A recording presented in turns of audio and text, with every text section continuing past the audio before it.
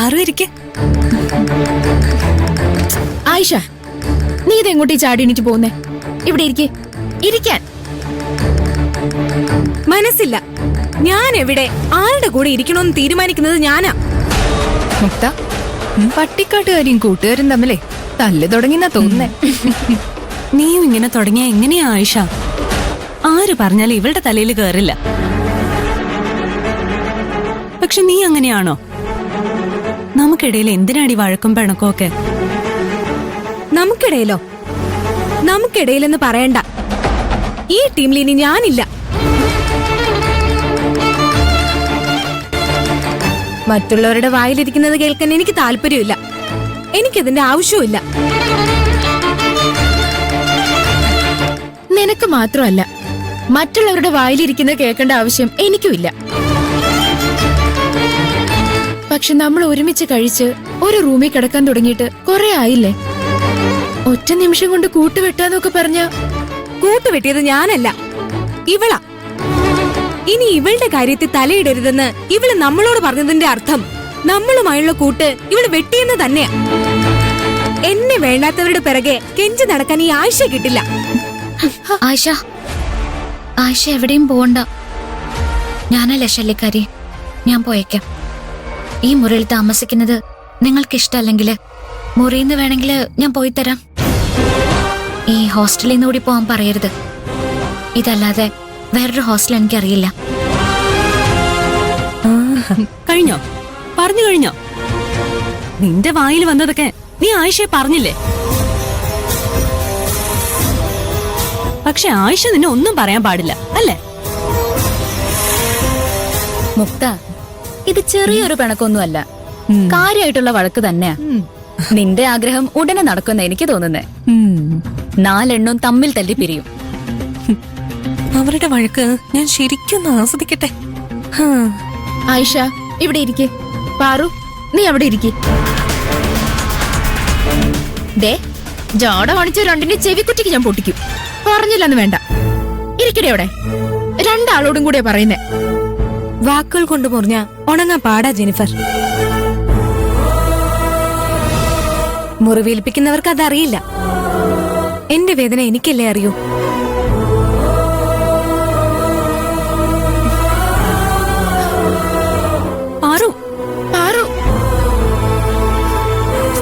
ഞാൻ എങ്ങനെയെങ്കിലും പ്രശ്നം സോൾവ് ചെയ്യാൻ നോക്കുമ്പോ നിനക്കൊന്ന് താണു കൊടുത്ത എന്തായിരുന്നു കുഴപ്പം? ഞാൻ എന്തിനു താണു കൊടുക്കണം? തെറ്റ് ചെയ്തവരാ തോറ്റു കൊടുക്കേണ്ടത്. ഞാൻ ഒരു തെറ്റും ചെയ്തിട്ടില്ല. അതുകൊണ്ട് ഞാൻ താണു കൊടുക്കുകയില്ല.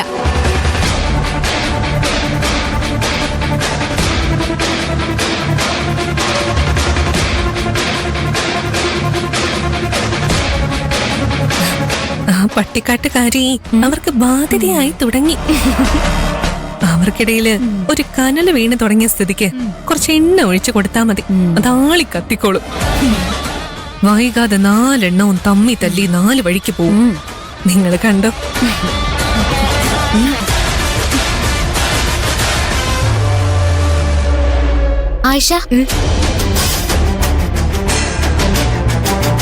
ആയിഷ കോളേജിൽ പോകുന്ന സമയമായില്ലല്ലോ.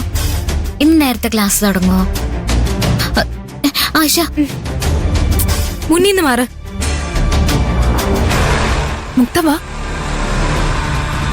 അങ്ങോട്ട് നോക്ക്. ഇപ്പൊ അടിപൊട്ടും. ദേ, നിന്നോട് മുന്നീന്ന് മാറാനല്ലേ പറഞ്ഞത്? സോറി ആയിഷ. ഓ, സോറി പറയുന്നോ? നീ സോറി ഒന്നും പറയാൻ പാടില്ല. നീ വലിയൊരു സംഭവ. ഞാനും ജെനിഫറും മീരയും പാറു പാറു എന്ന് വിളിച്ച് നിന്റെ പുറകെ നടക്കുന്ന ഒന്നിനും കൊള്ളാത്ത 3 പെൺകുട്ടികൾ. വിവരമില്ല, ഒന്നും അറിയില്ല. മറ്റുള്ളവരുടെ കാര്യത്തിൽ തലയിടാൻ പാടില്ലെന്ന് നീ പറഞ്ഞു തന്നോണ്ട് അങ്ങനെ ഒരു പുതിയ പാഠം പഠിക്കാൻ കഴിഞ്ഞു.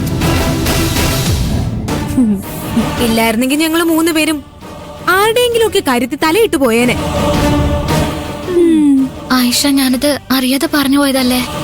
അറിയാതെ പറഞ്ഞു പോയതോ? നീ ഞങ്ങളുടെ മുന്നിൽ ഉറഞ്ഞു തുള്ളിയത് അറിയാതെയാണോ? പേഴ്സണൽ കാര്യത്തിൽ ഇടപെട്ടാൽ നിന്റെ സ്വഭാവം മാറുമെന്ന് നീ പറഞ്ഞത് അറിയാതെയാണോ? അങ്ങനെയൊക്കെ നടന്നോ? അപ്പൊ പ്രശ്നം കുറച്ച് സീരിയസാ. നിന്നെ ഓർത്ത് ഞാനും മീരയും ജെനിഫറും ടെൻഷൻ അടിക്കുമ്പോ ഞങ്ങൾ പറയുന്നതൊന്നും കേൾക്കാൻ പോലും നിൽക്കാതെ നീ വായി തോന്നിയതൊക്കെ പറഞ്ഞത് അറിയാതെയാണോ? അതിനൊക്കെ ഞാൻ സോറി പറഞ്ഞില്ലേ? സോറി പറയാൻ പാടില്ലാത്തതൊക്കെ പറഞ്ഞിട്ട് ഒരു സോറി. ഞങ്ങൾ നിന്റെ കാര്യത്തിൽ തലയിടുന്നത് എന്തുകൊണ്ടാണെന്ന് നിനക്കറിയാമോ? നിന്നോട് സ്നേഹം ഉള്ളതുകൊണ്ട്. നിന്റെ പ്രയാസങ്ങളും സങ്കടങ്ങളും ഞങ്ങളുടേത് കൂടിയാണെന്ന് വിശ്വസിക്കുന്നത് കൊണ്ട്.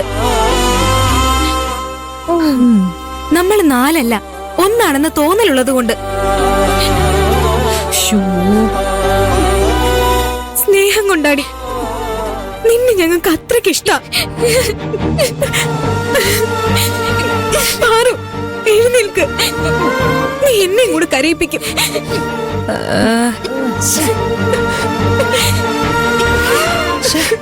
ഒരു തല്ല് കാണാൻ ഞാൻ നിന്നെ.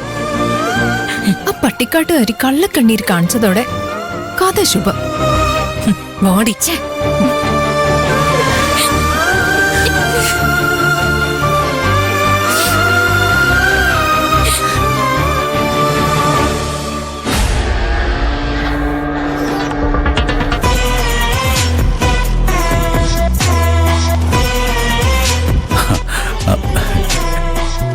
പാർവതി, നന്ദനായി പാർവതിയുടെ മുന്നിൽ നിൽക്കുക, ഗന്ധർവനായി പാർവതിയുടെ മനസ്സിൽ നിൽക്കുക. രണ്ടും ഞാൻ ശരിക്കും എൻജോയ് ചെയ്തിരുന്നു. പാർവതിക്ക് ഗിഫ്റ്റ് അയച്ചു കഴിഞ്ഞാൽ അടുത്ത ദിവസം ഞാൻ നേരത്തെ കമ്പനിയിലെത്തും.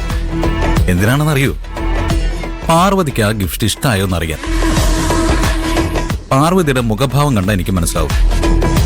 എന്റെ ഗിഫ്റ്റ് നന്നായിട്ട് ഇഷ്ടപ്പെട്ടാൽ നിലാവ് ഉദിച്ചതുപോലെ ഉണ്ടാവും പാർവതിയുടെ മുഖം. അത്ര അധികം ഇഷ്ടപ്പെട്ടില്ലെങ്കിൽ ചെറിയ സന്തോഷം.